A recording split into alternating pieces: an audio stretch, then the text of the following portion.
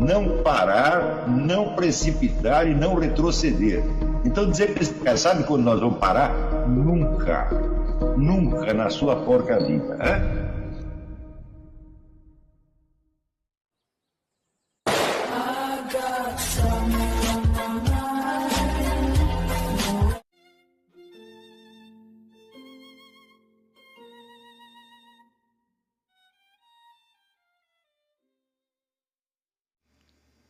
E aí pessoal, tranquilo? Então vem aqui antes do vídeo começar, pedir para vocês se inscreverem, quem não for inscrito, compartilhar, curtir, comentar. Quem puder seja membro do canal, que isso ajuda bastante. Tem também o link do Apoia-se. Quem puder ajudar nosso canal e apoiar financeiramente vai ser muito bem-vindo. Mas o mais importante é transmitir o conteúdo e os conhecimentos do professor Olavo de Carvalho para mais e mais brasileiros. Então compartilhe e ajude aí nossa causa. Muito obrigado a todos os membros, apoiadores do canal. Fico muito feliz. Tenho certeza que a gente está no caminho certo. Então fiquem com o vídeo e até mais. Valeu! Mas eu acho que nós podemos distinguir o que são religiões e o que são pseudo-religiões por uma série de traços formais bem característicos. Independentemente de a gente prejulgar se o conteúdo do que aquela religião está pregando é verdadeiro ou não. Então uma coisa é assim, verdadeira religião e uma falsa religião, e outra coisa é uma religião veraz e uma religião cujo conteúdo é falso. Uma coisa não tem nada a ver com outra. Então, sem prejulgar a veracidade do conteúdo doutrinal das religiões, eu achei e acho ainda que é possível você dizer, por exemplo, que o budismo é uma religião, o hinduísmo é uma religião, o judaísmo é uma religião, o islamismo é uma religião, o cristianismo é uma religião, e há uma série de coisas que circulam por aí com esse nome que não são religiões de maneira alguma. Eu vou ver ainda se localizo esse longo texto que eu fiz para o Almanac Abril, que contrasta de uma maneira brutal com todos os verbetes anteriores e posteriores sobre religião publicados por este almanac. Eu não sei onde está, mas eu vou tentar localizar. E nesse sentido, então, eu examinava o trabalho do Gurdjieff à luz do que o Shuang Guénon ensinava sobre esoterismos autênticos e falsos. Também é uma distinção que se pode fazer, independentemente de saber se o conteúdo doutrinal dos vários esoterismos é verdadeiro ou falso. Também existe algo que é um esoterismo efetivo, real, historicamente real, e algo que é uma invenção criada ontem, uma bobagem qualquer. Essa distinção não tem nada a ver nem com a veracidade intrínseca do conteúdo doutrinal, nem muito menos tem a ver com adesão ou repulsa em relação à coisa. Quer dizer, era um critério científico formal. Tudo que eu descrevi ali a respeito dos efeitos dos exercícios Gurdjieff sobre os seus discípulos é verdadeiro. Só que, depois disso, eu aprendi alguma coisa. Já passou quase 30 anos que eu fiz esse negócio, né? E depois daquela época, eu comecei a ler o Gurdjieff com outros olhos. Eu me perguntei, mas e se este negócio não fosse sério? Porque tem muitas atitudes e ditos do Gurdjieff que, levados ao pé da letra, tomados com seriedade, chegavam a um absurdo total. E que, ao mesmo tempo, tinham um efeito brutalmente cômico. Eu falei, quem sabe este efeito cômico é a chave do negócio? Por exemplo, quando ele disse, o senhor não tem alma nenhuma, mas pode comprar uma mediante uma certa quantia em dinheiro. Eu falo, bom, há duas atitudes que você pode fazer. Você pode acreditar e tentar comprar a alma pagando, e você pode estourar e dar risada. Não é isso? Dar risada não só da piada, como da reação da vítima. E o Gurdjieff, ele se esmerou em pegar nesses truques justamente as pessoas que se acreditavam as mais conscientes da Europa, isso é, intelectuais, cientistas, professores, governantes, etc. Fez todos de idiotas e, na véspera de morrer, reuniu seus discípulos e disse, eu vos deixo em maus lençóis. O sujeito que mais acreditou em Gurdjieff foi Uspensky. Uspensky escreveu um livro, Fragmentos de um Ensinamento Desconhecido, que podia ser né, desconhecimento de um ensinamento fragmentado, né, ou ensinamento de um fragmento esquecido, qualquer coisa assim.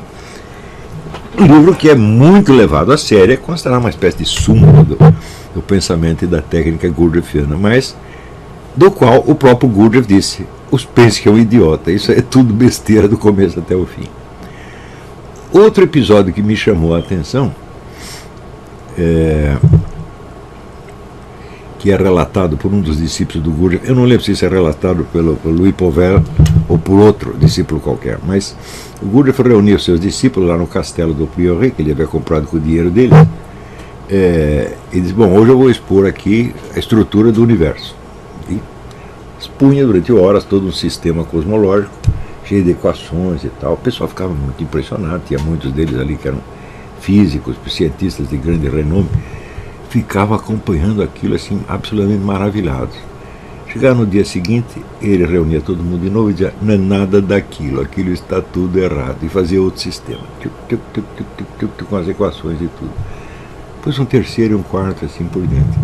Isso quer dizer, este homem concebia do dia para a noite uma coisa que um cientista levava a vida inteira para conceber. Só que ele estava fazendo tudo de gozação. Então, com isso ele estava dizendo: a sua vida intelectual inteira é uma piada. E eu crio uma piada dessa de um dia para a noite. Né? E o fato de os caras acreditarem naquilo, levar aquilo literalmente a sério, mostrava o quê? A tremenda fragilidade das estruturas da vida intelectual no Ocidente. Então isso quer dizer que 4 séculos de cientificismo, materialismo, progressismo, etc., etc., tinham realmente estupidificado a elite intelectual. E o Gurdjieff demonstrou isso de maneira absolutamente brilhante. Ele mostrou que aquilo era um bando de idiotas crédulos. E eu comecei então a reexaminar o Gurdjieff e falei: de fato, ele tem o efeito que eu descrevi naquela apostila, ele é real. Mas só se o sujeito levar a coisa a sério. Se você levar pelo lado cômico e dizer: isto é uma paródia, né, cruel de toda a civilização científica moderna, você começa a ver com outros olhos completamente diferentes. De tudo aquilo que fez mal para os caras pode lhe fazer bem. E para mim me fez muito bem. Eu tirei dali inúmeras ideias. E uma delas foi essa que eu expus hoje. Ele tem uma frase que num primeiro instante parece absurda, que ele diz: os fins não interessam, só os meios importam. Ora, num mundo onde todo mundo está acostumado a discutir se os fins justificam os meios ou não justificam, e se apegam a esta distinção de ordem moral, o Gurdjieff vinha e mostrava: ora, por trás dessa sua discussão moral existe uma realidade histórica, e a realidade é muito simples. O que produz um efeito não é o propósito alegado, mas é a materialidade e a consistência real da ação empreendida. Né? Depois que explicou, fica fácil. Né? E até eu expliquei ali nesse encontro sobre a direita e o conservadorismo no Brasil,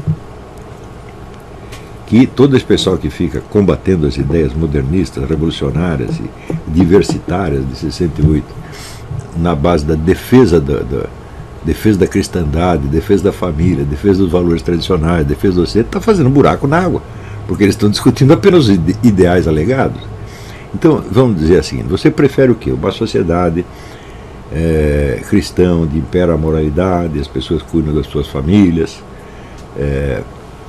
o pai tem autoridade dentro de casa, os filhos obedecem, a religião é ensinada nas escolas, etc., etc. Ou uma sociedade onde todo mundo é livre para transar com quem quiser, fumar maconha, fazer o que bem entenda.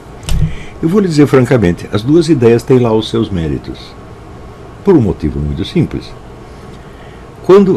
Você não pode esquecer que o conjunto dos ensinamentos de Jesus Cristo foi difundido inicialmente por pessoas que não tinham nenhuma autoridade na sociedade, ao contrário, totalmente marginais. E o próprio Jesus Cristo jamais fez questão de parecer ter uma boa conduta, de parecer ser um tipo socialmente aceitável. Ao contrário, andava com prostituta, com bandido, com bêbado, etc. E fazia muito má figura. Quando se passam 2000 anos e as ideias cristãs se incorporaram na sociedade, certo? Então elas passam a exercer uma pressão social sobre os membros. Só que é o seguinte: elas começam a funcionar ao contrário. Você começa a obedecer porque você tem medo do falatório, porque você tem medo do vizinho, porque você não quer fazer má figura, etc, etc. Então todo esse esforço de você criar uma aparência se torna um simulacro da cristandade. Então, nessa altura, não é de espantar que apareçam ensinamentos paródicos, que vão lhe mostrar a veracidade do cristianismo pela maneira inversa, pela caricatura, tá certo? Pela deformação paródica da realidade. Eu vejo muito isso, por exemplo, nos livros do Henry Miller. Né? Dificilmente você encontra algum católico ou protestante que goste da obra do Henry Miller, porque diz, existe uma imoralidade. Eu digo, bom, mas continua lendo, né? E você vai ver que no fundo tudo isso você tem a mensagem cristã, assim como é a cristã, a mensagem de Rabelais, né? Um dos grandes autores católicos da história, tá certo? Ou seja, quando uma doutrina que se origina no próprio Deus, ela se cristaliza, vamos dizer, numa estrutura social, ela adquire o mesmo valor, vamos dizer, de teatro,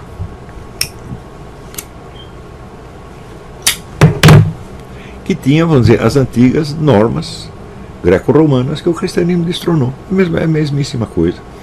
Quando você observa, por exemplo, quando você lê Nathaniel Hawthorne, A Letra Escarlate, e muitos outros livros desse tipo, você vê que uma espécie de cristianismo consolidado em instituição social produz toda sorte de deformações morais em nome da cristandade. O cristianismo deixa de ser válido por isso? Não. Só que é o seguinte: você tem que decidir se você está obedecendo à mensagem de um Deus que você não vê, ou se você está obedecendo uma autoridade social que aparece em cima de você sob a forma do professor, da polícia, do governo, da vizinhança, etc. O que você quer? Você está se esforçando para ficar de bem neste mundo, ou para ficar de bem com o outro, ainda que fazendo má figura neste? Ainda que a sua figura externa seja escandalosa, tão escandalosa quanto foi a do próprio Jesus Cristo. Então, a resposta é evidente: você tem que renunciar aos valores deste mundo, inclusive a essa bela aparência burguesa ou pequena burguesa, tá certo? E você tem que seguir a Deus, independentemente das consequências sociais que isso desencadeie ou não. A gente nota isso perfeitamente, de maneira muito mais clara, aqui nos Estados Unidos, porque o pessoal leva aqui o negócio de Bíblia a sério. E eles ensinam as suas crianças, etc, etc. E fica todo mundo engessadinho, tá certo? Bonitinho. Mas é muito difícil saber se eles estão seguindo Cristo ou estão seguindo apenas a mamãe. Não é isso? Eu já vi coisas assim, e sobretudo, vamos dizer, essas pessoas são muito fáceis de você ofender, de você chocar. Qualquer coisinha choca, não é isso? E ao passo que você vê, quando você lê o Evangelho, lê a história de Jesus Cristo, ele nunca foi chocado com coisa nenhuma, né? Ele diz, olha, aqui está todo mundo pecando, roubando, matando, etc. Mas isto é a humanidade que nós temos, é com essa aí nós vamos ter que lidar, tá certo? E eu acredito, vamos dizer, que o verdadeiro espírito do cristianismo é esse: você não se chocar com nada, você não sobretudo, você não se fazer superior ao pecador. Você não é superior ao pecador, você às vezes tem apenas mais sorte, porque o tipo de vida que você está levando tem algumas vantagens. A primeira vantagem é o seguinte: a palavra de Deus é a estrutura da realidade. E se você pega os 10 mandamentos, você diz, peraí, isso é uma coisa que a gente deve agir assim? Não, não é que a gente deve agir assim, é que as coisas são assim. E quando você sai disso, você entrou no mundo da ilusão. E na hora que você entra no mundo da ilusão, a sua vida está sendo perdida, está sendo queimada. Já está sendo queimada. Você vai arder no inferno? Não. Isso é o modo de dizer. Você já está sendo queimado agora. Você está virando fumaça. A sua vida inteira é um nada. De fato, não aconteceu nada. E quando termina, você virou fumaça também. Tá certo? Então, seria muito engraçado que Deus tivesse feito o mundo de um jeito, né, e depois dizer para você fazer outra coisa. Não é possível. Tem algo errado nessa concepção. Ou seja, os mandamentos não são um dever ser, eles são a própria estrutura do ser. Ou então eles não são nada. Tá certo? Então, Não se trata, portanto, de você obedecer a uma moralidade, mas de você se instalar numa vida real. E a vida real só se revela a você gradativamente na medida em que você aceita esses pressupostos do cristianismo. Tudo se torna imensamente mais claro a hora que você começa a entender isso aí. Não que você vai virar um santo e obedecer tudo dia para noite. O ponto não está nisto. Tá certo? Se fosse isto, não existiria sequer o sacramento da confissão. Porque por exemplo, você vai lá no padre, você vai, padre, pequei tal coisa assim, sei lá, com a mulher do vizinho. Tal. Ele diz, você nunca mais vai fazer isso. Ele diz, mas se fosse assim, você só confessaria uma vez na vida. Por que a igreja manda você confessar e comungar assim, no mínimo uma vez por ano? É o mínimo. O certo é uma vez por semana. E o mais certo é todo dia. Que nem fazia o falecido doutor Sobral Pinto. Confessava e comungava todo dia. O pessoal lá do doutor Júlio Fleshman também confessava e comungava todo dia. Então, para que isto, se você pecou só uma vez? Então, é evidente que a tendência do pecado, ela pesa sobre o ser humano de uma maneira quase invencível. E mesmo a própria igreja esclarece, não é com a sua força que você vai vencer isso aí, é Deus que vai te dar força. Como é que você faz? Confessa, comunga, né? Reza o terço, aí você vai ver as coisas acontecerem aos poucos e quase que independentemente da sua vontade. Então, se as coisas são exatamente assim, então pense bem. Toda a ideia, vamos dizer, do Estado cristão, das leis cristãs, etc., começa a se revelar uma tremenda ilusão. Nada disso vai acontecer. O que você pode fazer é um simulacro cristão do mundo que continuará tão pecaminoso quanto antes. E pior, você vai gerar novas formas de perversão. Certo? A primeira delas, a universalização da hipocrisia, ela se torna quase obrigatória. Quer dizer, você tem que fazer aquele negócio da mulher de César, não basta que ela seja honesta, ela tem de parecer. Eu digo, bom, tudo que nós sabemos é que ela parece honesta. Se ela é mesmo, jamais saberemos. Então, portanto, só o que interessa é o parecer. Leiam a teoria do medalhão, né, do Machado de Assis, e está lá. A única coisa necessária é a aparência. A verdade é apenas conveniente.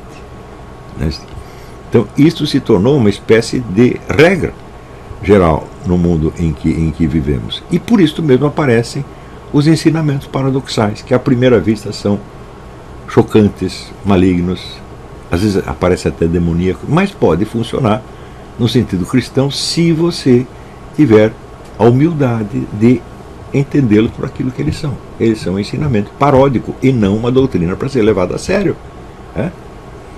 E vendo o Gurdjieff sobre esse aspecto, ao longo do tempo eu fui descobrindo, mas peraí, o único neguinho que entendeu o Gurdjieff assim fui eu. Eu não vejo mais ninguém. Eu vejo discípulos do Gurdjieff e pessoas que o odeiam. Eu não vejo ninguém que tenta tirar um proveito cognitivo disso aí. Inverte o negócio.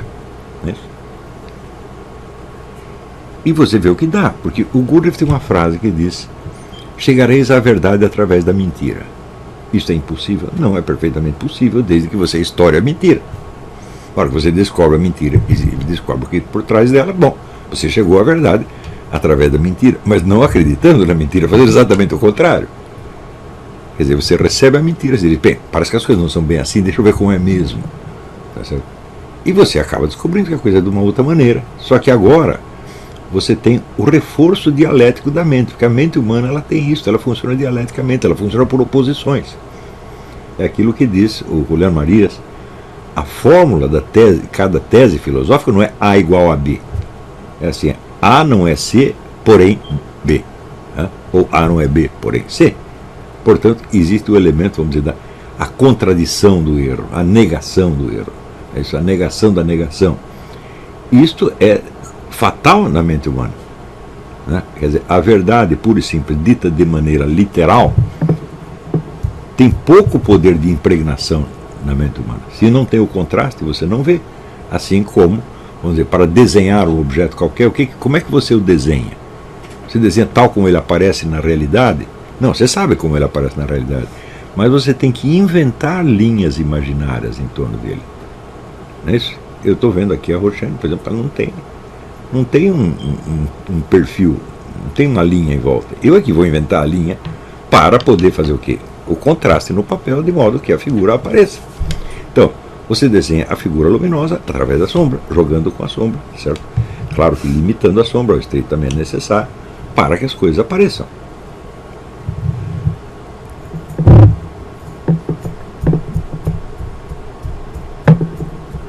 E então, nesse sentido, eu observei, por exemplo, a vida de um amigo meu. Eu gostava muito dele, pessoalmente, tem muita gente que o odiava, mas para mim ele sempre foi bom, que foi o Livio Vinardi. O Livio Vinardi era um gurdjieffiano, ele disse que ele era um discípulo de um dos 12 companheiros do Gurdjieff, famosos homens notáveis, um japonês chamado, eu acho que era Kikishi Sakurai, uma coisa assim. Eu não acredito nisso, porque toda a história dos encontros com homens notáveis é tudo uma comédia fora do comum, né? Mas esse homem, o Livio, levou tudo aquilo a sério, criou uma escola gurdjieffiana, tinha lá suas disciplinas, seus exercícios, etc, etc. O Livio era um gênio, era um fantástico, era um homem que era doutor em física, era concertista de piano e ainda dirigia essa escola gurdjieffiana, inventou lá uma série de estudos que ele chamava de biopsicoenergética, cuja aplicação ao corpo humano tinha de fato alguns efeitos extraordinários.